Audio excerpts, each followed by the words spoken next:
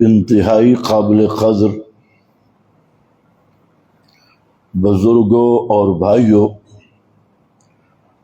گزشتہ بیان میں حضرت ابراہیم علیہ السلام کا تعارف اور ان کی دعوت پر بعض باتیں ذکر کی۔ قرآن کریم میں حضرات انبیاء کرام اور صالحین مومنین کے کئی جگہ پر تذکرے اور احوال موجود ہیں، لیکن دیکھنے والی بات یہ ہے کہ ایک صالحین کا، مومنین، اولیاء اور انبیاء کرام کے تذکرے ہمارے ماحول میں اور ہمارے رسم و رواج اور عرف کا حصہ سمجھا جاتا ہے، اور اکثر مذہبی ڈاکو اور مذہبی تاجر انہی تذکروں پر اپنا گزارا کرتے ہیں، اور ان تذکروں میں اگر آپ اپنے ماحول کو سمجھیں، ماحول کو دیکھیں، تو ایک چیز یہ نظر آتی ہے کہ اولیاء اللہ، ایک پارٹی وہ ہے جو کہتی ہے ہم اولیاء اللہ اور اللہ والوں کا ذکر کرتے ہیں۔ ذکر کیا کرتے ہیں؟ عرس شریف، سالانہ اہل اللہ کا ذکر ہے، عرس شریف کی مجلس، قوالی شریف، 11ویں شریف، 12ویں شریف، یہ پانی مٹی دے، میلاد شریف، حلوہ شریف، چاول شریف، لڈو شریف، اور دلیا شریف، تو یہ سمجھتے ہیں کہ یہ اہل اللہ کا ذکر ہے اور یہ کامیابی ہے، اور پھر قرآن پاک کی تعریف کرتے ہوئے کہتے ہیں دیکھو قرآن میں ہے وَاذْكُرْ فِي الْكِتَابِ ابراہیم، کہ اللہ نے فرمایا ابراہیم کا ذکر کرو، پتہ چلا پیاراں دا ذکر کرنا۔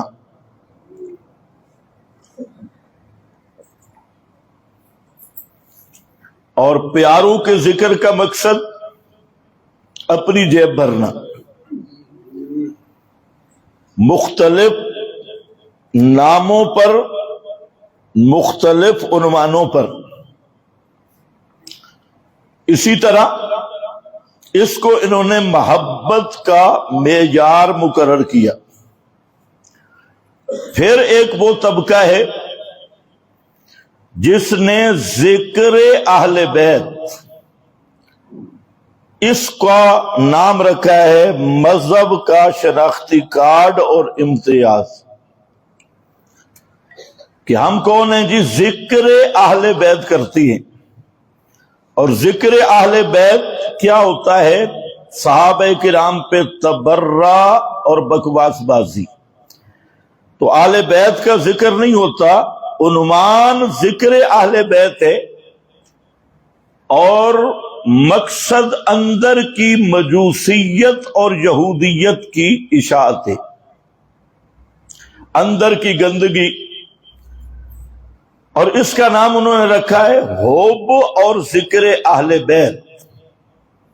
وہ بھی استدلال کرتے ہیں کہ قرآن میں اہل اللہ کا ذکر ہے، لہذا ہم بھی کربلا کے نام پہ تجارتی دکانیں چمکائیں گے، مذہبی دکانیں چمکائیں گے، تو ان کے مذہب میں بس یہی مصائب بحر المصائب، اشتہاروں پہ آپ دیکھیں نام ہوتا ہے بحر المصائب، مصائب کا سمندر، یعنی خود ذاکر صاحب بحر المصائب ہے، اور پتہ نہیں کیا کیا مصائب ہے۔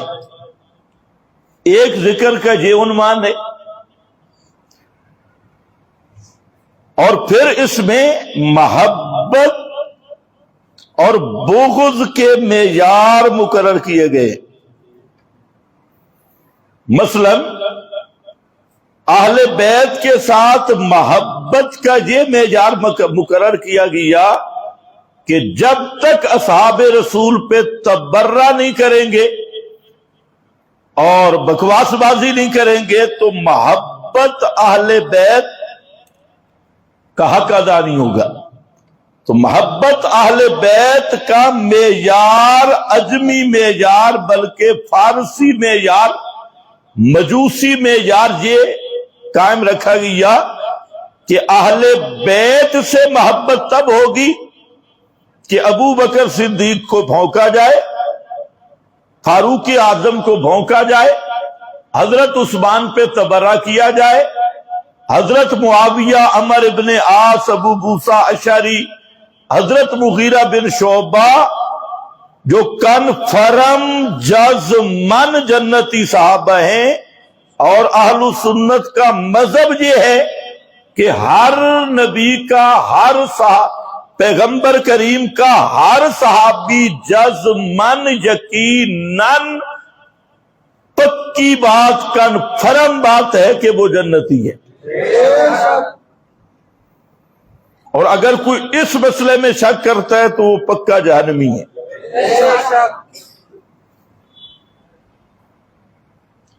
ان پہ تبرہ کرنے کو ذکر اہل بیت اس کا عنوان دیا، اور پھر جھوٹ پر جھوٹ، پوری بنیاد ہی جھوٹ پہ مبنی۔ کیا کہیں گے جی کہ نبی کریم علیہ السلام نے فرمایا تھا کہ ثقلین کی اتباع کرنی، اور اس جھوٹ کو ایسے مشہور کیا کہ پوری دنیا میں چند چبل لوگ ہیں جنہیں نہ قرآن کا پتہ، نہ سنت کا، نہ روایت کے اصول کا، تو بس جی ایک روایت جی کس کی؟ ثقلین کی پیروی۔ اور وہ ثقلین کی پیروی کیا کرتی ہے؟ شکل اول قرآن وہ امام چور لے کے بھاگ گیا، اور شکل ثانی کا اہل بیت کے مفہوم کو بگاڑ کے 12 کے علاوہ پورے اہل بیت کو اڑا دیا، ان کے اہل بیت ہونے کا بھی انکار کر دیا۔ تو اہل بیت کا انکار کی آڑ میں تذکرہ یہی ہے کہ دیکھو جی اہل اللہ کا ذکر کرنا چاہیے نا، قرآن میں بھی ہے وَاذْكُرْ فِي الْكِتَابِ ابراہیم، انہوں نے یہ معنی لیا۔ پھر یہ ہے کہ حضرت علی کے ساتھ محبت کا معیار کیا ہے؟ انہوں نے کہا علی کے ساتھ محبت تب ہے کہ علی کو خلیفہ بلا فاصل مانو، اور ابو بکر، عمر، عثمان کو معاذ اللہ ظالم اور غاصب مانو۔ یہ علی کی محبت کا معنی ہے۔ صحابہ پہ تبرہ کرو، تو یہ حضرت علی کی محبت کا مفہوم ہے یہودی فرقہ کے نزدیک، اور انہی کی اگلی نسل چلی، انہوں نے کہا علی کی محبت حضرت معاویہ کو بھونکنا ہے، اور نبی کریم علیہ السلام کے جلیل القدر صحابہ کو بھونکنا یہ علی کی محبت ہے۔ تو انہوں نے محبت کا معیار اور بنایا، ان کی اگلی نسل ہے، انہوں نے کہا محبت علی ہے یا علی، نعرہ حیدری، حیدری لگاؤ۔ تو نعرے حیدری میں محبت کھڑی ہے۔ محبت تب ہے جو محب علی وہ ہے جو نعرہ لگائے، حالانکہ یہ نعرے بھی ان کے اپنی دادے سے پیچھے سند نہیں جائے گی۔ یہ سارے علی نے ساری زندگی ایک ہی نعرہ لگایا، اور وہ نعرہ تھا اللہ اکبر۔ حضرت علی کا یہی نعرہ رہا، صحابہ کا نعرہ یہی رہا، حضرت حسن حسین کا نعرہ یہی رہا، اور انہوں نے اپنا خود ساختہ نعرہ وہ بنا کے کہا یہ ہے علی کی محبت، لکڑ ہضم، پتھر ہضم، سب کچھ ہضم، زنا ہضم، چوری ہضم، ڈاکہ ہضم، اور ساری بدنامی ہضم، حرام کاری ہضم، ولد الحرامی ہضم، متا ہضم، اور سارا کچھ ہضم، بس ایک کی نعرہ لا علی دا ملنگ، چرس کا سوٹا لگا کے بھنگ پی کر، اور ایک ہی نعرہ ہے علی علی علی۔ انہوں نے سمجھا جی علی کی محبت ہے۔ لیکن یاد رکھ لو، قرآن کریم نے اہل اللہ کا تذکرہ کیا، اور پورا قرآن آپ پڑھیں، قرآن مقدس نے کس انداز میں تذکرہ کیا؟ اولیاء اللہ اور انبیاء کرام کی قرآن دعوت ذکر کرتا ہے کہ انہوں نے کائنات کو مسئلہ کیا سمجھایا، ان کی سیرت، ان کی زندگی کا مقصد کیا رہا، اور انہوں نے کس طرح مخلوق کو مخلوق سے کاٹ کر صرف اللہ سے جوڑے، اور کس طرح سارے دربار ختم کرا کے ایک دربار کا واقف کیا۔ سارے انبیاء کا تذکرہ پڑھ لے قرآن کریم میں، تو جتنے انبیاء کا تفصیلاً ذکر یا اجمالاً ذکر، سب پہ قرآن یہی کہتا ہے کہ پیغمبروں کا ذکر اور تذکرے کا مطلب ہر نبی کی دعوت یہی تھی کہ لوگوں بغیر اسباب کے سننے اور جاننے والا صرف اللہ ہے۔ یہ قرآنی تذکرہ ہے۔ صرف بذکر فی الکتاب ابراہیم پڑھ کے آگے نہ پڑھنا، یہ یہودیت ہے۔ بذکر فی الکتاب ابراہیم انہ کان صدیقا نبیا، اور وہ ذرا سچ بھی پڑھ کے سنانا جو عدم سما سے شروع ہوتا ہے، ما لا یسمع ولا یبصر۔ ادھر نہیں آئیں گے، قربانی کے فضائل بیان کریں گے۔ سنت ابیکم ابراہیم، قربانی تمہارے باپ ابراہیم کی سنت ہے، کہ ابراہیم کا عقیدہ ماننے کے لیے تیار نہیں۔ حج پہ خرچہ کریں گے، پہنچ جائیں گے حج پہ، لیکن یہ نہیں پتا کہ حج جیسا میں نے گزشتہ بیان میں ذکر کیا، وہ تو یہی شکل ہے، تربیت توحید ہے جو حضرت ابراہیم نے مسئلہ بیان کیا، ورنہ اللہ نے صاف کہہ دیا انما المشرکون نجس فلا یقربوا المسجد الحرام بعد عامہم ھذا۔ اور وہاں کچھ لوگ نمازیں پڑھ رہے تھے، کعبہ کے اندر پڑھ رہے تھے، کعبہ کے بڑے متولی بنے ہوئے تھے، داڑیاں تھی، اور ابراہیمی کارڈ بھی بیان کر رہے تھے کہ ہم ابراہیمی ہیں، حاجی تھے، اور ابو جہل نمازی بھی تھا، خیال رکھو۔ یہ جتنا تمہیں دین کی دعوت دی جاتی ہے نا، یہ آپ پڑھے حدیث کی کتابیں، تاریخ پڑھے مشرکین کی، تو مشرکین کے ہاں یہ سارے اعمال تھے جس کو تو نے دعوت کا نام دیا ہے، تیرے والی دعوت، انبیاء والی دعوت نہیں۔ یہ جو موجودہ ہندوستان والی دعوت ہے، اس میں استنجا ہے، ابو جہل استنجا کرتا تھا، اس میں مسواک ہے، ابو جہل کے پاس موٹا سا مسواک ہوتا تھا. ہاں، مکہ کا مشرک مسواک کا قائل تھا، اس میں مونچھیں رگڑنا ہے، ابو جہل بھی رگڑتا تھا. جو خصال فطرت ہیں اس سب پہ وہ عامل تھے. زیر ناب بال صاف کرنا، مونچھیں صاف کرنا، داڑیاں بڑھانا اور ناخن کاٹنا، ناخن تراشنا، استنجا مسواک، حتیٰ کہ وضو کرنا، غسل کرنا جنابت کا، اور یہ ساری چیزیں اس کے اندر موجود تھی. لیکن اللہ نے کیا فرما دی؟ حج بھی تھا، عمرہ بھی تھا. حج بھی تھا اور عمرہ بھی تھا. بخاری میں حدیث ہے کہ صحابہ کرام نے ایک بڑے مشرک کو پکڑ لیا جو سردار مشرک تھا، اور وہ عمرے پہ جا رہا تھا. یمامہ کا سردار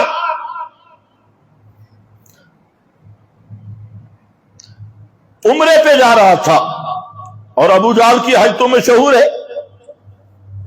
تو میرے بھائی آج ذرا مسئلہ سمجھ کہ حج پہ جاتا ہے اور حج جو عقیدہ سمجھاتی ہے وہ نہیں مانتا، تو تیرے حج اور ابو جہل کے حج میں کیا فرق رہے گا؟ تو اصل وہی دعوت ہے. میں ذکر یہ کر رہا تھا کہ اہل اللہ کا جو قرآن ذکر کرتا ہے وہ ان کی دعوت کا ذکر ہے، ان کی سیرت کا ذکر ہے، ان کے پیغام کا ذکر ہے، اور راہ توحید میں ان کی قربانیوں، ان کی شجاعت کا ذکر ہے، ان کی جرأت مندی کا ذکر ہے. یہ وہ ذکر نہیں کہ آج عجم کے مذہبی تاجر نے صالحین کے ذکر پہ اپنی دکانیں چمکائی.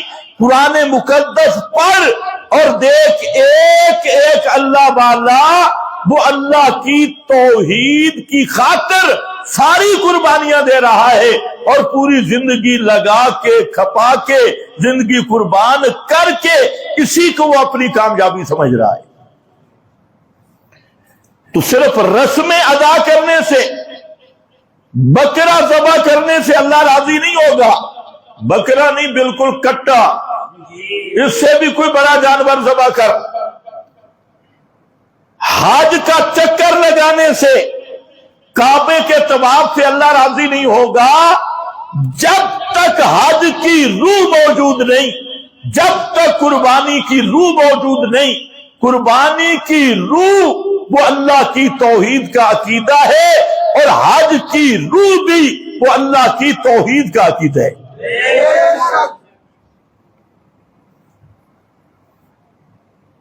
ورنہ یہ سیر و تفریح ہے، حج نہیں. مری گیا تو کعبے گیا. اگر ہے نا مشرک، وہ مری کی سیر و تفریح کر کے آئے، جب مکہ مدینہ سے پھر کے آئے، دونوں میں کوئی فرق نہیں، ایک ہی چیز ہے. قربانیاں سنتا ہے سنت ابیکم ابراہیم، کہ عقیدہ ابراہیمی کیوں نہیں؟ اس لیے فرمایا یہ جو مکہ والے مشرک کعبہ کے پاس کھڑے ہو کے نمازیں پڑھتے ہیں، ما کان صلاتہم عند البیت الا مکاء وتصدیہ، ان کی یہ نمازیں اور کنجری کے ڈانس میں کوئی فرق نہیں. سیٹیاں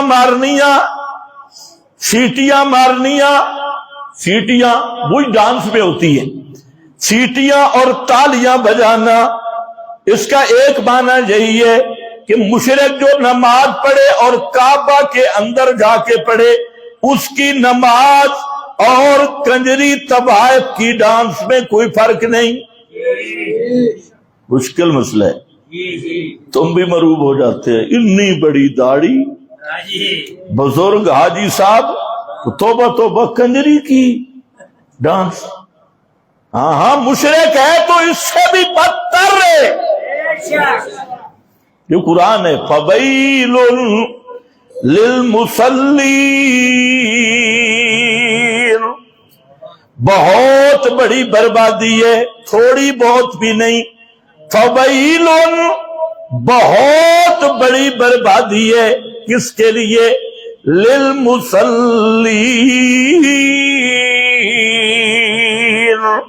نماز پڑھنے والوں کے لیے. یہاں شرابیوں کے لیے نہیں فرمائی، ڈاکوؤں کے لیے، زانیوں کے لیے نہیں فرمائی، مصلین. اور آپ جانتے ہیں یہ سورت مکی ہے، مکہ میں کوئی منافق نہیں. منافق کہاں سے شروع ہو؟ مدینہ سے. جب مرکز بن گیا، حکومت بن گئی، اب مفاد پرست ٹولا آ گیا، ان سے بھی مفاد حاصل کرو، ان سے بھی مفاد حاصل کرو، ادھر بھی ادھر بھی. اور جب تک وہ مرکز نہیں بنا، یا ابو بکر جیسے مومن تھے یا مقابلے میں پھر ابو جہل جیسے کافر تھے. تو کس کو کہا گیا فویل للمصلین؟ یہ مشرک کی نماز ہے. فرمایا مشرک نمازیں پڑھنے والا بہت بڑی لعنت. فویل ان کا ایک معنی حضرت شیخ القرآن کرتے تھے، لکھ لعنت، لکھ دی لعنت. یہ نماز پڑھ رہا ہے، اوپر اللہ فرماتے ہیں لکھ دی لعنت. رکوع سجدے قیام تیرے فویل نری لعنت کا محل ہے. اس لیے میرا بھائی ناراض نہ ہو، اصل چیز ہماری کوشش یہ ہے کہ تیرا عمل بچ جائے، اور اعمال اس وقت تک کوئی فائدہ نہیں دیں گے جب تک اعمال کی روح موجود نہیں. اور سارے عملہ دی روح اللہ کی توحید کا عقیدہ ہے. توحید والا عقیدہ جب تک یہ نہیں ہوگا، ایک عمل بھی اللہ کی عدالت میں قبول نہیں ہوگا. اسی لیے ساری دنیا دعوت دیتی ہے، آ جاؤ مسجد کی طرف، آ جاؤ مسجد کی طرف. اللہ فرماتے ہیں سارے نہ آؤ، بھاگ جاؤ مسجد میری سے. واہ، لوگ تو کہتے ہیں جی مسجد کی دعوت، کام کیا ہے؟ مسجد کی طرف بلانا. ہمارا کام ہے مسجد کی طرف بلانا. خیر وہ بیانیہ بھی ختم ہو گیا، مسجد کی طرف بلانے والا بیانیہ بھی گیا. خیر کوشش میں کروں گا کہ میں اس موضوع پہ نہ ہوں، کیا پتہ آخر پہ آ بھی جاؤں، فی الحال انتظار کر لو. تو اللہ فرماتے ہیں انما المشرکون نجس، مشرک نرا پلیت یا پاک ہے. اچھا وضو جس آدمی کا نہ ہو اس کے پیچھے نماز ہو جاتی ہے؟ بھائی اتفاقی مسئلہ بیان کرو، سب کا اتفاق ہے بے وضو امام کے پیچھے نماز ہو جاتی ہے؟ تو وضو والا حدث دور کرنے کے لیے صرف ایک لوٹا کافی ہے. ایک لوٹے سے وضو کرو تو بندہ پاک. اب اس کے پیچھے نماز ہے. اور جو مشرک ہے اس پہ اگر 7 سمندر بھی بہا دو نا، جب تک شرک اندر موجود ہے یہ پلیت ہے، یہ پاک نہیں. نجاسن یہ پلیت ہے، نرا پلیت ہے. آب زمزم کے کنویں کے اندر ڈال دو تب بھی پلیت ہے، 7 سمندر اوپر بہا دو تب بھی پلیت ہے. تو پھر کبھی نہیں سوچا مشرک کے پیچھے نماز کیسے ہوگی؟ اس کے پھر کہتے ہیں خیر ہے خیر ہے، کوئی مسئلہ نہیں، ہم نے اپنی نماز پڑھنی ہے، اس کی اپنی ہے. ایک وضو ایک لوٹے سے پلیتی دور ہو جائے اس کے پیچھے نماز نہیں، جنبی کے پیچھے نماز نہیں، اور بے وضو کے پیچھے نماز نہیں. اور اس خنزیر کے پیچھے کیسے نماز ہو گئی جو خنزیر سے بھی بڑا پلیت ہے؟ کہتے ہیں جنازے تو پڑھنے پڑتے ہیں، سیاسی جنازے. سیاسی جنازے نہیں، تیرا ایمان سیاسی ہے. اور سیاسی ایمان تھا عبداللہ ابن ابی کا. عبداللہ ابن ابی کا ایمان سیاسی تھا، ورنہ ایمان پہ سودا بازی مومن نہیں کر سکتا. ایمان ہونا سچا تو تو پھر سلام کا جواب بھی نہیں دیتا. سمیت انہو بدعیٌ. اور آج کوئی مشرک مر جائے تو اپنے آپ کو مباحد کہلوانے والا بڑی پوسٹ لگائے گا, اللہ مرحوم کی مغفرت فرمائے, اللہ کی رحمت ہو. پھر کہتا کیا ہے کہ میں معتدل ہوں. کیا ہوں؟ معتدل. یاد رکھو, ایک لفظ معتدل ہے عدل سے, اور ایک معتدل ہے دلے سے. یہ جو مشرک کے لیے جنازے اور مغفرت کی دعائیں, تو یہ معتدل ہے دلہ سے, اور اس کا ایمان سیاسی ایمان ہے. اور سیاسی ایمان کس کا تھا؟ عبداللہ ابن, بولو حضرت مولانا عبداللہ ابن ابی, حضرت اقدس کا. ہاں, اتنا اقدس پلید تھا کہ اس کے اندر پاک لعاب محمد مصطفیٰ کا بھی گیا, پاک لعاب گیا, لیکن پھر بھی وہ خنزیر پاک نہیں ہوا. پیغمبر کریم کا قمیص بھی پہنایا گیا, اور یہ پیغمبر کریم کا لعاب بھی وہ لعاب ہے جو کڑوے کنووں میں جائے وہ بھی اللہ میٹھے کر دیتا ہے, جو دکھتی آنکھوں میں جائے ان کو بھی اللہ شفا عطا کر دیتے ہیں. دکھتی آنکھوں کی لاج رکھ لی جاتی ہے, کڑوے کنویں میٹھے ہو جاتے ہیں, لیکن جو اندر کا پلیت ہو اس پہ پیغمبر کا لعاب بھی اثر نہیں کرتا.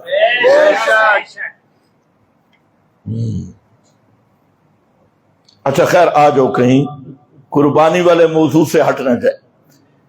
اسی لیے فرمایا انما المشرکون نجس فلا يقربوا المسجد الحرام بعد عامهم هذا.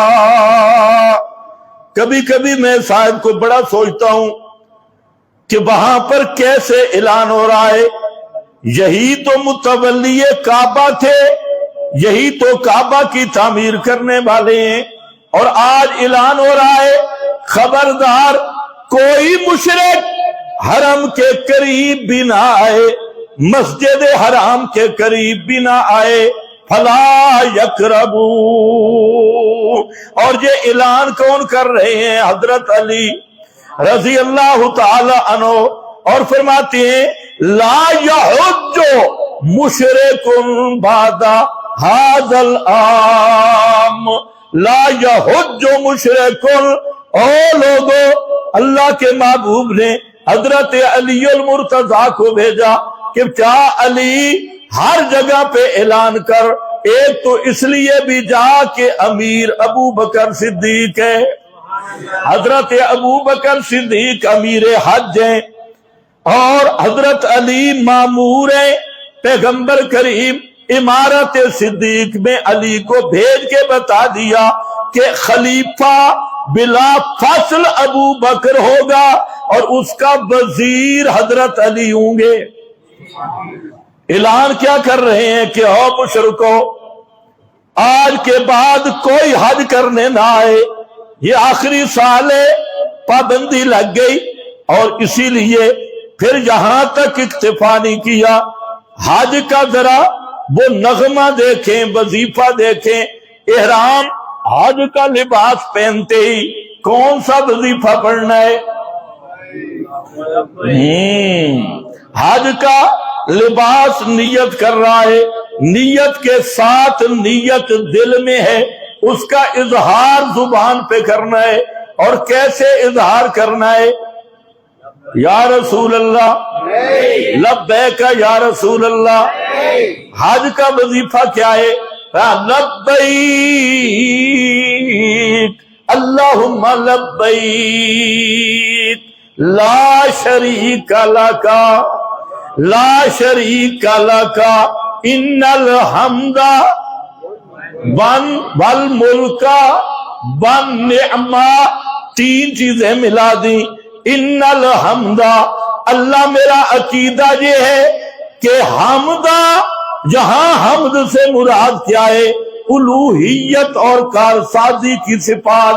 میرا عقیدہ یہ ہے تیرے سوا کوئی حاجت روا نہیں, کوئی مشکل کشا نہیں, کوئی فریادیں سننے والا نہیں, کوئی بغیر اسباب کے جاننے اور سننے والا نہیں، کوئی میرا قاضی الحاجات نہیں، کوئی میرا غوث اعظم اور داتا نہیں ہے۔ اس لیے ان الحمد والنعما، ان الحمد والملک، ان الحمد والنعما، دونوں آ سکتے ہیں، دونوں۔ نعما ساری نعمتیں دینے والا بھی تو ہے، اور پوری کائنات پہ راج بھی تیرا ہے، وہ تیرا راج ہے، اور میں توحید میرا ناز ہے، توحید میرا ناز ہے۔ لبیک کس آخر کوئی آدمی کسی کا دروازہ پکڑ کے بیٹھتا ہے نا، تو اس کو کوئی ہوج اور ناز تو ہوتا ہے۔ پتہ نہیں تم کیا بولتے ہو، ہوج اور ناز، وہ کسی تھٹ تے باندھے، تھٹ، کوئی نہ کوئی اس پر ناز ہوتا ہے۔ تو حاجی کو کیا وظیفہ سکھایا گیا؟ حاجی کہتے ہیں اللہ میں گناہگار ضرور ہوں، اللہ میں سیاہکار، روح سیاہ، غلطیوں کا مجموعہ، ساری چیزیں میرے اندر ہیں، لیکن یا اللہ میں توحید کا غدار نہیں ہوں۔ لا شریک لک، میرا ناز یہی ہے کہ تیرا شریک کوئی نہیں، یہی میرا عقیدہ ہے۔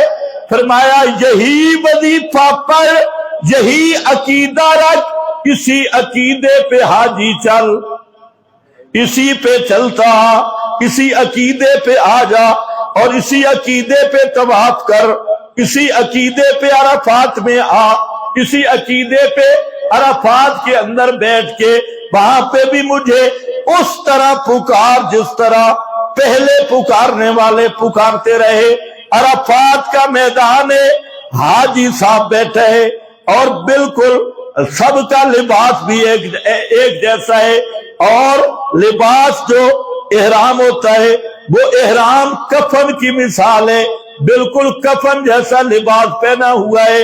اور وہاں حاجی کو الحج و عرفہ، حج ہے ہی عرفات، فرمایا جہاں پر بیٹھ کے، اور جس عقیدے سے گھر سے چلا تھا لا شریک لک، اب عملاً ثابت کر، اور جہاں بیٹھ کے اللہ کو پکار، اللہ کی پکار شروع کر، اور اللہ سے گناہوں کی معافی مانگ، اللہ تعالیٰ سے اپنی آخرت مانگ، اللہ تعالیٰ سے جنت مانگ، اللہ سے جہنم سے پناہ مانگ، اللہ رب العزت سے اپنی رضا مانگ۔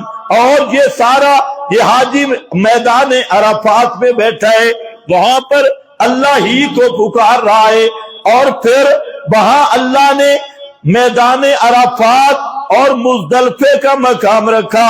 پھر اسی حاجی آگے چل کے اس سے نکل کے فرمایا ایک کام اور بھی رہ گیا ہے، کیونکہ سب سے زیادہ شرک وہ پکار کے نام پہ ہوتا ہے۔ آج بھی دیکھ لو پوری دنیا میں سب سے بڑا شرک کی بنیاد غیر اللہ کی پکار ہے۔ کوئی علی حجویری کو پکار رہا ہے، کوئی حضرت علی کو پکار رہا ہے، کوئی حضرت حسین کو پکار رہا ہے۔ حج میں تربیت کرائی جا رہی ہے کہ یہاں میدان عرفات میں بیٹھ کے علی نے بھی رب کو پکارا، نبی نے بھی رب کو پکارا، علی حجویری نے بھی رب کو پکارا، پیر عبد القادر جیلانی نے بھی رب کو پکارا، اور باؤ سلطان نے بھی رب کو پکارا۔ آدم سے لے کے محمد مصطفیٰ تک سارے اللہ کے مصطفیٰ، اللہ کے چنیدہ، ایک ایک نے اسی پیڑ پر آ کے اللہ سے مانگا بھی ہے، اللہ کو پکارا بھی ہے۔ پھر آپ کو پتہ ہے کہ مشرک کا کیا کام کرتا ہے، غیر اللہ کو پکارتا ہے، اور ساتھ کالے بکرے، چٹے بکرے اور فلانے بکرے۔ اللہ فرماتے ہیں حاجی آ گیا، اب یہ تو عقیدہ تیرا پکا ہو گیا، اور جس نعرے پہ آیا تھا وہ نعرہ توحید تھا، آج اسی نعرے پہ بیٹھ گیا، وہ بھی نعرہ توحید ہے۔ اب حج سے جا رہا ہے، شرک کی اور بھی جڑیں کاٹ، اور میرے نام کا بکرا ذبح کر۔ کس کے نام کا؟ میرے نام کی نظر مان، میرے نام کی نیازات، نیازات اللہ اللہ کے نام کی نیازیں ہوں، نظریں ہوں، بکرے ہوں، تب بھی میرے نام کے، اونٹ ذبح کر تب بھی میرے نام پر، نام بھی میرا ہو اور تقرب بھی میرا ہو ہے۔ اس لیے سارے مقام اپنی جگہ پہ۔ اب حاجی کھڑا ہے، سوچ رہا ہے جانور پہ چھری چلانی ہے، اور چھری کیسے چلاؤں، کیا کہوں؟ الصلاۃ والسلام علیک یا رسول اللہ، جانور حلال ہو جائے گا؟ یا رسول اللہ کہتا ہے، یا محمد کہتا ہے، یا علی کہتا ہے، نہیں۔ فرمایا خبردار، اب جانور ذبح کرنا ہے تو کس کا نام ذکر ہوگا؟ کلوا مما ذکر اسم اللہ علیہ لا تاکلوا مما لم یذکر اسم اللہ علیہ۔ خبردار، کھڑا مکے میں ہے حاجی، چھری ہاتھ میں رکھے ہوئے ہے، اب توحید کا عملی نمونہ پیش کر کے کائنات کو بتا رہا ہے کہ اوے کائنات والو، جس طرح صد سور پکار کے لائق صرف اللہ، تو نظر منت نیاز کے لائق بھی صرف ہے۔ منت منوتی اور نظر نیاز کے لائق بھی کون ہے؟ صرف اللہ۔ ادھر نہ کوئی بابا، نہ بڈیرا، نہ چھوٹا۔ اب حاجی پکا موحد ہو گیا، توحید بالکل نکھر گئی، عقیدہ پہلے بھی توحید کا تھا، توحید کی ٹریننگ کرائی گئی، کبھی کعبہ کے اردا گرد پھرایا گیا تاکہ حاجی کو پتا چلے کہ صرف اور صرف یہ وہ اللہ کی خاص تجلی گاہ ہے جس کا طواف ہو سکتا ہے، کسی قبر کا طواف، کسی مندر شندر کا طواف، کسی مسلح تھلے کا طواف۔ یہ تیرا پیڑ ہے، موحداں دا پیڑ، اوپر طواف بھی کر رہا ہے، پکار بھی رہا ہے، پھر میدان عرفات میں بھی پھر رہا ہے، مزدلفہ میں بھی جا رہا ہے، اور ساریاں چیزیں ایک ترتیب کے ساتھ کر رہا ہے، حتیٰ کہ اب حاجی صاحب وہ بھی کام کر چکا ہے اور بتا چکا ہے، عملی طور پہ بتایا کہ جیسے سورو پکار کے لائق اللہ، نظر نیاز کے لائق بھی اللہ۔ فرمایا یہ کام کرنے کے بعد حاجی صاحب آجا، ادھر آجا، کنکر اٹھا، کنکر اٹھا، اور جو تجھے توحید کے بارے میں وسوسے ڈالتا ہے، جو تجھے اللہ کا دربار چھڑانا چاہتا ہے، اور جس نے وعدہ کیا تھا، جس نے نعرہ لگایا تھا لَأَقْعُدَنَّ لَهُمْ صِرَاطَكَ الْمُسْتَقِيمَ لَأُزَيِّنَنَّ لَهُمْ، وہ ابلیس اور شیطان جو تجھے رب کی پکار سے ہٹا کے غیر اللہ کی پکار پہ لگاتا ہے، جو تجھے رب کا دربار چھڑا کے غیر اللہ کے درباروں پہ رلاتا ہے، رب کے نام کی نظر نیاز میں شرک کرواتا ہے، 11ویں 12ویں پہ لے جاتا ہے اور وسوسے ڈالتا ہے۔ جب وسوسے ڈال چکا ہے، فرمایا آدرا، یہ بھی عجیب منظر ہے، یا اللہ نظر تو کوئی چیز نہیں آ رہی۔ جو حاجی ہو نا، جا کے دیکھنا ذرا، وہاں جو بڑا جمرہ ہے نا، اس پہ لکھا ہے بزرگ۔ بزرگ فارسی میں بڑے کو کہتی ہے بزرگ، ہاں اسی بزرگ نے خراب کیا تھا۔ اب وہ بزرگ سامنے، شریعت کہتی ہے کنکر اٹھا اور مار، یا اللہ نظر تو کوئی نہیں آتا۔ فرمایا یہ پکا موحد ہوا نا، سبحان اللہ، آپ توجہ کریں تو بات سمجھ آئے گی۔ یہ توحید میں ہے، ہو گیا نا پکا، اوپر اوپر نہیں، حج کا فلسفہ سمجھ آ گیا تو پھر دیکھ لینا اس کی کنکریاں کہاں جاتی ہیں۔ ساری دنیا تلاش کرے، یوں کنکر مارے گا اور یہ ایٹم بم ابلیس کے سر پہ لگے گا، واپس بھی نہیں آئے گا۔ اور اگر کچا حاجی ہے تو اس کی کنکریاں پھر ڈھیری بن جاتی ہیں، عرب والے ٹرک پہ اس کو باہر لے جاتے ان کنکریوں کو۔ اور جس کا حج مقبول ہے اس کی کنکریوں کا وہاں پر وجود ہی نہیں رہتا، وہ لگتی ہیں جس کو پتہ نہیں ادھر ہی کوئی گٹر ہے، ادھر ہی اس میں چھپ جاتی۔ اب کنکر بھی مار لیے، پکا شیطان سے بیزار ہو گیا، عقیدے میں بھی حسن کنکر بھی مارے۔ فرمایا حاجی اب چل مدینے، اب مدینے جا سکتا ہے، اس سے پہلے اب چل مدینے، اب جو عقیدہ توحید کا مکے میں سمجھائے، تیرا امتحان ہے، آ جا ذرا مدینے۔ اب کئی حاجی ہوتے ہیں، ان کو شیطان یہاں پٹی پڑھاتا ہے، وہاں سے آپ سنتے بھی ہیں، دیکھتے بھی ہیں، سفارشیں کرتے بھی ہیں، آپ کو یہ بھی پتہ لگتا ہے کہ یہ دیوبندی کھڑا ہے، یہ بریلی کھڑا ہے، یہ نیک کھڑا ہے، آپ دلوں کے نیات بھی جانتے ہیں، خطرات بھی جانتے ہیں۔ اب وہاں یہ حاجی صاحب اگر اندر سے کچا ہے، اوپر اس نے حج نہیں سمجھی، اسی عقیدے کے ساتھ جائے گا روزے پہ، اب تو پریشان ہو گیا۔ ہاں پھر شیطان کہتے آ پترا ادے مارے تھے ہوں جل،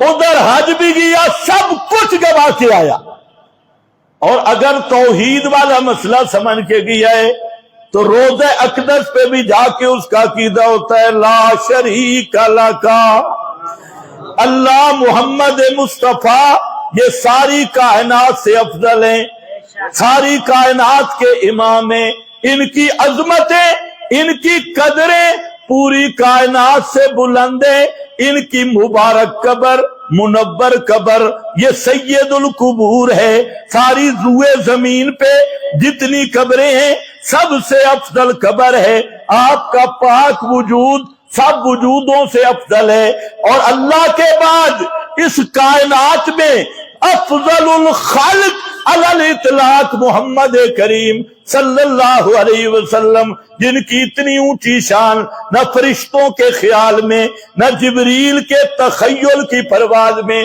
سب سے زیادہ اونچی آپ کی شان ہے، اور سب سے بڑا ادب بھی آپ کا، جیسے آپ کی زندگی میں آپ کا ادب تھا اسی طرح وفات کے بعد بھی آپ کا ادب ہے، جیسے آپ کی مجلس میں آپ کا ادب تھا، حرمتہ میتن کا حرمت ہی حیا۔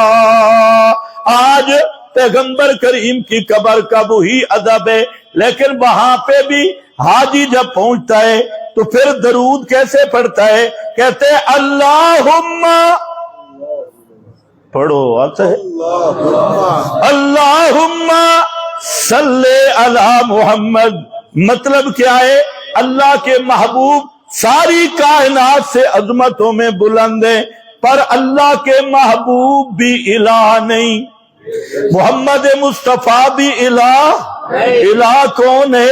صرف اللہ۔ اور الہ وہ ہوتا ہے جو بغیر اسباب کے سنتا ہو، الہ وہ ہوتا ہے جو بغیر اسباب کے جانتا ہو، الہ وہ ہوتا ہے جو بغیر اسباب کے تصرف کرتا ہو۔ تو حاجی وہاں یہ درود پڑھ کے یہ مسئلہ سمجھا دیتا ہے کہ لوگوں میں محمد کریم کی قبر پہ بھی آیا، تب بھی میرا عقیدہ یہ ہے کہ محمد کریم الہ نہیں، الہ وہی ہے جس کو پیغمبر کریم نے الہ بتلایا ہے۔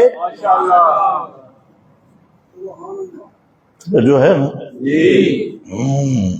موضوع اور طرف چلا گیا، مدینے جانا ضروری تھا، اور اگر وہاں سفارشوں کے عقیدے پہ کھڑا ہے، خط لکھ کے جا رہا ہے اور کہتے ہیں یا رسول اللہ میری دکان نہیں چلتی، اچھا یہ دیوبندی بھی کرتے ہیں بریلی بھی کرتے ہیں، پریشان نہیں ہونا، یہ دیوبندی بریلوی سب کی نانی بیڑا ایک بن جاتا ہے۔ کوئی جا کے چائے مانگتا ہے، یا رسول اللہ مجھے چائے کی ضرورت، دیوبندی چائے مانگتا ہے، دیوبندی کوئی کرایہ مانگتا ہے، یہ تو باقاعدہ لکھا ہوا ہے، کرایہ مانگتا ہے، کوئی چائے مانگتا ہے، کوئی روٹی مانگتا ہے، بزرگ نے 2 چپاتیاں مانگی، یہ وہ ریبنڈ والی دعوت میں لکھا ہوا ہے، 2 چپاتیاں مانگی، ایک کھا گئی یا دوسری پڑی تھی، کسی کو چائے کی ضرورت ہے، کسی کو کچھ کی ضرورت ہے، الحمدللہ ہم جو کہتے تھے نا وہ ہو چکا ہے. پتہ نہیں آپ نے سنا ہے یا نہیں سنا.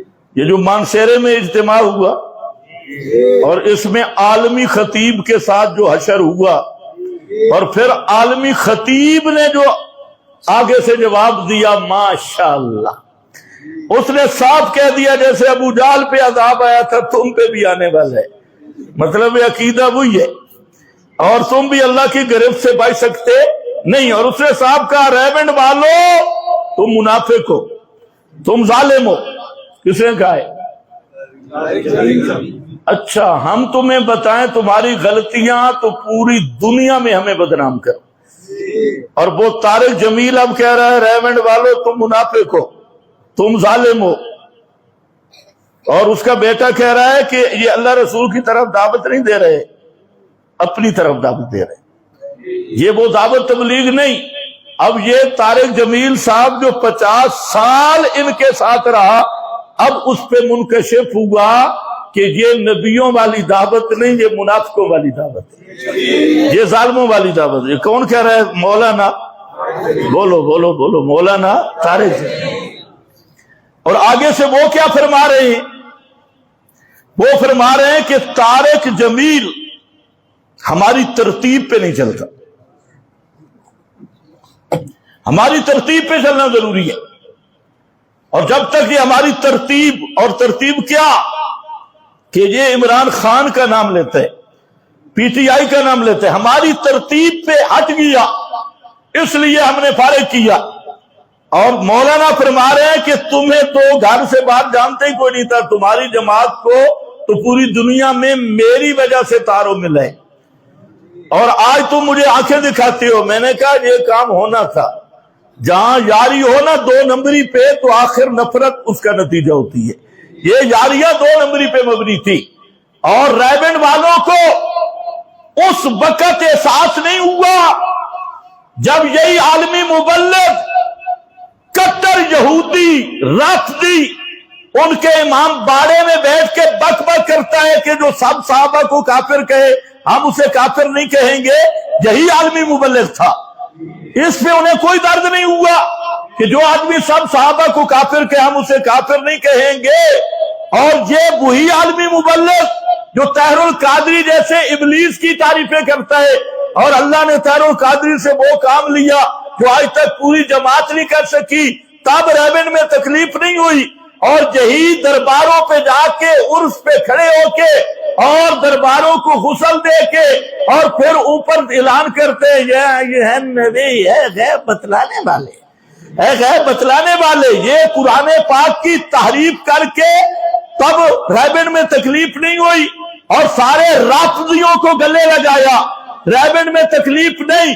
حضرت یوسف پیغمبر کی توہین کی اس ظالم نے، لیکن تب بھی ریبن میں کوئی تکلیف نہیں ہوئی. انبیاء کی توہین کی ریبن خوش ہے، اور صحابہ کی توہین کی ریبن خوش ہے. اور جب ریبن کے چند بزرگوں کی ترتیب پہ نہیں چلے نا، اب جماعت سے فارغ. تو معلوم آپ ذرا کر لیں بھئی ادھر ریبن میں کتنے درجے کا ایمان بتایا جاتا ہے کہ جو پیغمبر کی توہین کرے تو کوئی غیرت نہیں، صحابہ کی توہین کرے کوئی مسئلہ نہیں، اور پوری امت کے عقائد کے خلاف کرے. اور جی شیعہ ٹھیک کہتے ہیں من کنت مولا ہو فعلی مولا ہو، شیعہ ٹھیک کہتے ہیں. اور کربلائی مولائی بن کے واقعہ کربلا رافضی ذاکروں سے بڑھ کے جھوٹ پہ مبنی وہ داستانے پڑے، اور 4 پڑھ کے 5 منٹ پہ کیا ہوا، زور کے بعد کیا ہوا. لیکن ریبن کی غیرت نہیں جاگی. ریبن کی غیرت تب جاگی ہے کہ ریبن کے بزرگوں کی ترتیب پہ نہیں چلے. تو مطلب ہے کہ ان کی جو ترتیب ہے اس کی اہمیت انبیاء سے بھی زیادہ ہے، صحابہ سے بھی زیادہ ہے، دین محمد مصطفیٰ سے بھی زیادہ ہے. کہ کوئی انبیاء کو بھونکتا رہے، وہ ہمارے ساتھ یہ کہتے رہے جو صحابہ پہ تبرہ کرے، جب تبرہ کرنے والوں کے ساتھ دے اور پورے دین اسلام کا حلیہ بگاڑ دے، انہیں کوئی تکلیف نہیں ہوتی. انہیں تکلیف ہوتی ہے ہمارے بزرگوں کی ترتیب کے موافق نہیں چلا. ان کی ترتیب کے موافق ہو جائے پھر دنیا میں جو مرضی گند کرے وہ بخشا بخشا ہے۔ اچھا ہمیں تو بڑی گالیاں دی ہے، اب کیا بنے گا؟ اب لگے ہیں سوشل میڈیا، سنو ان دنوں ماشاءاللہ جو لوگوں کو اخلاق کی دعوت دے رہے تھے نا، یہ سخت ہیں، نرمی سے بات کرنی چاہیے ان کے۔ اب ذرا اخلاق سوشل میڈیا پہ چیک کر لو، اتنی اتنی داڑیاں ہیں، مونچھیں بالکل ہے نہیں، اور بولتے اس طرح ہے جیسے مودی تقریر کر رہا ہے، بالکل مودی، دوئیں طرفہ تقریریں سنیں۔ یہ ان کے اندر کی غلاظت، پول پلال، اور اندر وہاں پر بھی یہی ہے، میں بڑا ہوں اور میں بڑا ہوں۔ آج یہی چیز جماعتوں کو تباہ کر گئی کہ ہر آدمی اپنی الوہیت کا دعویٰ کرتا ہے کہ میری الوہیت کی شان بیان ہوں اور میرا پروٹوکول ہو، میرا۔ اگر تجھے بیان نہیں دیا تو اتنا رونے کا کیا مطلب ہے؟ مجھے بیان نہیں دیا، اور یہ بیچارہ وہاں چلا گیا تھا تو وہ بھی خیرات ڈال دیتے، لیکن مانسیرو والوں نے زیادتی تو کی ہے۔ بیان پہ رولا، لیکن الحمدللہ حقیقت اب کھل گئی ہے۔ میں اس پہ شاید اگر کسی نے بک بک کی تو پھر میں اگلے جمعے پہ تبصرہ کر دوں گا، ابھی ٹائم نہیں ہے۔ تو میں آپ کو صرف دعوت دے رہا ہوں، فریقین کے بیان سنو، ان کی دعویٰ بھی، بیانیہ بھی سنو اور بیان بھی سنو۔ لوگوں کو کیا کہتے ہیں؟ امت بنانا ہے، امت کا ستیہ ناش کر دیا۔ یہ امت بن رہی ہے کہ رافضی بھی ہمارے ساتھ، مودودی بھی ہمارے ساتھ، اور قبر پرست بھی ہمارے ساتھ، گھوڑا پرست بھی ہمارے ساتھ، ہر دنیا کا مشرک بھی، کافر بھی۔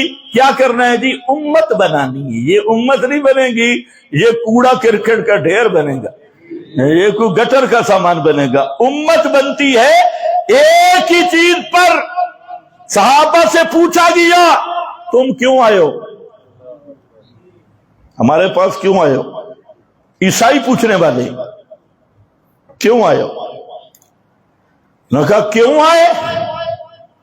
سنو، صرف ایک وجہ سے آئے، لنخرج العباد من عبادت العباد الى عبادت رب العباد۔ ہمارا چلنے کا ایک ہی مقصد ہے، لنخرج العباد من عبادت العباد الى عبادت رب العباد۔ ہم اس لیے آئے ہیں کہ مخلوق کی الوہیت کے بت توڑ دیں، اللہ کے بندوں کو اللہ کی، لوگوں کی عبادت سے نکال کر، بندوں کی عبادت سے نکال کر رب العباد کی عبادت پہ لگا دیں، رب العباد کی عبادت پہ لگا دیں۔ یہ وہی آیت کا مفہوم تھا، تعالوا الی کلمۃ سواء بیننا و بینکم اللہ نعبد الا اللہ ولا نشرک بہ شیئا۔ یہی وہ نکتہ ہے۔ میرا بھائی، میں نے ضمناً عرض کر دیا کہ حج بھی، یہ بھی پورا منظر توحید ہے، قربانی بھی، حج بھی ہے مشرک کے مقابلے میں، قربانی بھی ہے کس کے مقابلے میں؟ مشرک کے، غیر اللہ کے نظر نیاز بکرے چھتروں کے مقابلہ میں۔ اس لیے میرا مباحد بھائی، قربانی بھی کیا کر ذوق کے ساتھ۔ کس کے ساتھ؟ ذوق توحید کے ساتھ۔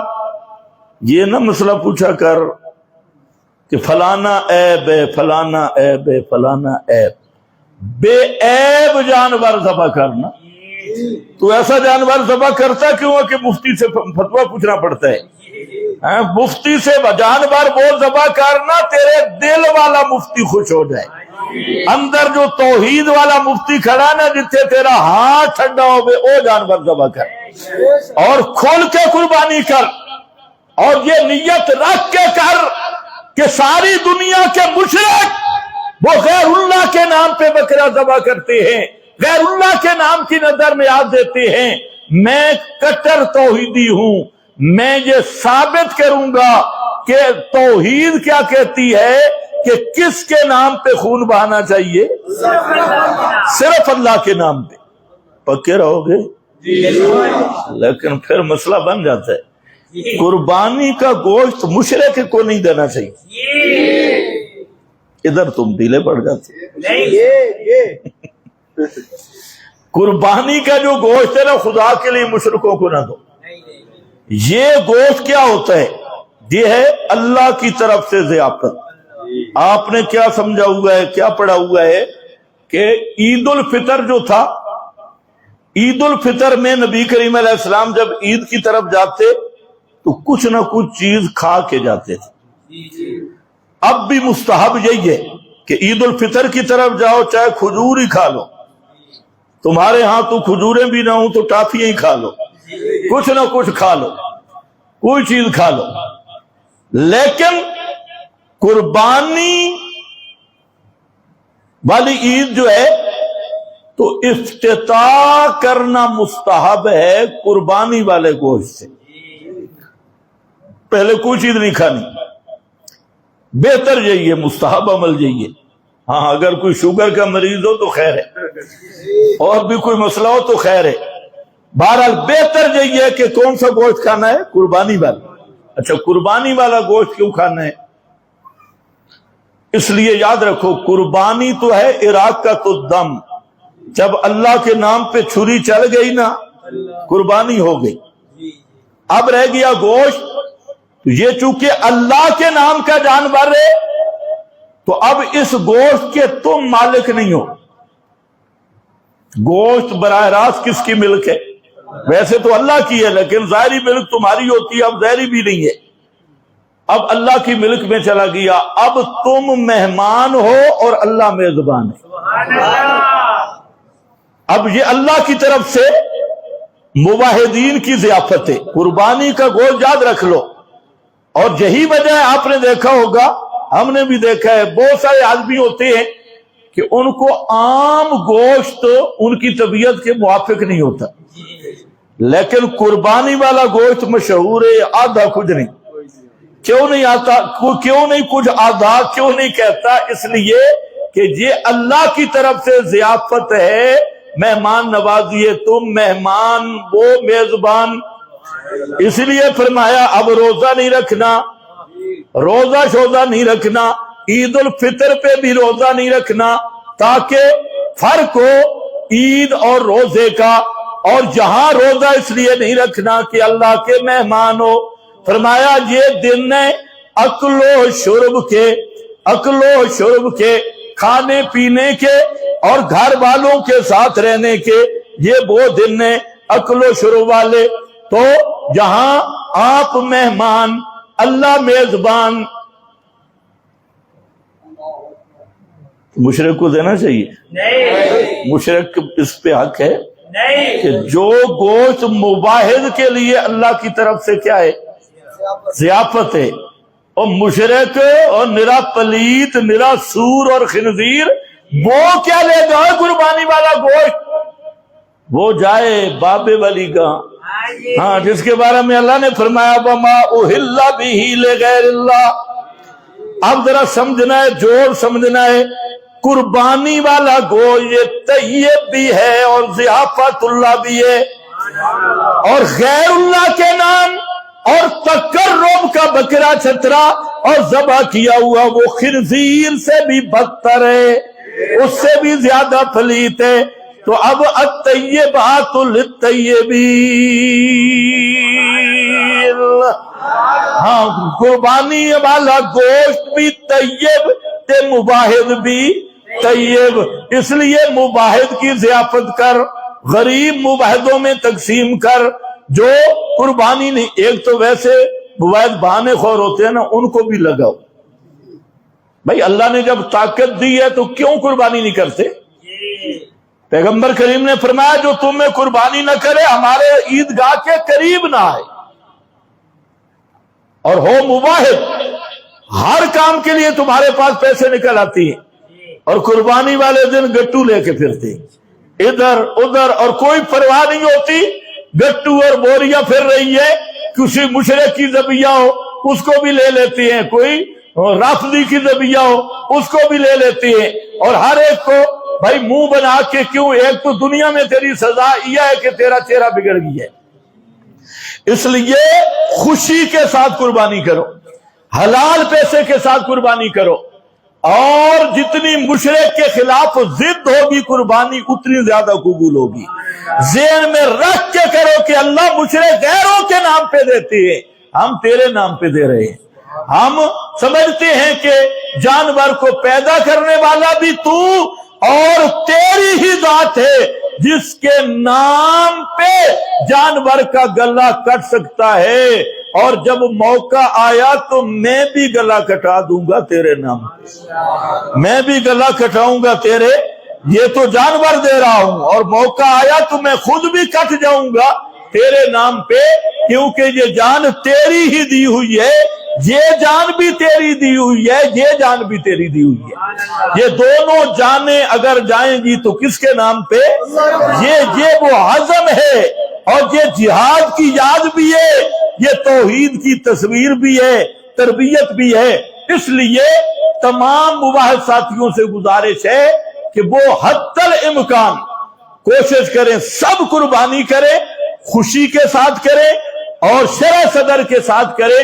اس معاملے میں بالکل کنجوسی سے کام نہ لیں، اور جن کو اللہ نے طاقت دی ہے بالکل کھل کے قربانیاں کریں، اور اس کا جو گوشت ہے خود کھائیں، بے شک پورا سال کھاتے رہیں، کوئی مسئلہ نہیں۔ یہ مہمانی والا گوشت ہے، اور تقسیم کرنا ہے تو یاد رکھو کس میں تقسیم کرنا ہے؟ مباہدوں میں کرنا ہے۔ کسی مشرک کو، کسی بدعتی کو ایک بوٹی نہیں دینی۔ اب بہت سارے نہیں بول رہے کیونکہ انہیں پتہ ہے اب مشکل ہے۔ چلو اللہ سب کو توفیق دے دے، اللہ ہمیں ایسا پکا مواحد بنا دے۔ ایسے تو نہیں فرمایا، حضرت ابو ذر نے پوچھا یا رسول اللہ مجھے کوئی وصیت تو کر دو، چھوٹی سی وصیت جامع، تو آپ نے فرمایا قل آمنت باللہ ثم استقم، بس اتنی بات ہے۔ توحید پہ پکا رہ جا، توحید پہ پکا رہ جا۔ اور یہی معنی میں فاروق اعظم کا سناتا ہوں، مولوی ناراض ہو جاتے ہیں، لومبڑ نہ بن، لومبڑ نہ بن۔ ہاں لومبڑ کو تم جانتے ہو، بالکل توحید پہ مستقیم رہو۔ فرمایا استقم کما امرتا ومن معک، کیا ہے؟ من تاب معک، اور کیا کرنا ہے؟ استقم، کیسے کھڑا رہنا ہے؟ ہاں فرمایا لا تطغوا ولا ترکنوا الی الذین ظلموا فتمسکم النار۔ یہ استقامت ہے۔ اللہ مجھے بھی آپ کو بھی دین توحید پہ استقامت نصیب فرمائے۔ ماشاءاللہ آج ساتھی ٹائم پہ ہے تو میں بھی ٹائم پہ تقریر ختم کر رہا ہوں، تو آپ مزید ٹائم پہ آئیں گے، ٹائم پہ ختم کریں گے۔ جو ساتھی قربانی میں شریک ہونا چاہتے ہیں وہ آج حتمی طور پہ اپنا نام لکھوا کے جائیں، پھر آپ کہیں گے اور ہم آپ کو شامل نہیں کریں گے، کیونکہ آگے انتظام بھی کرنا ہے، دن بہت تھوڑے ہیں۔ جس ساتھی قربانی والے ہیں، قربانی کرنا چاہتے ہیں، حصہ ڈالنا چاہتے ہیں، وہ دفتر میں جمعے کی نماز کے بعد جائیں اور وہاں پر نام بھی لکھوائیں اور پیسے بھی جمع کریں۔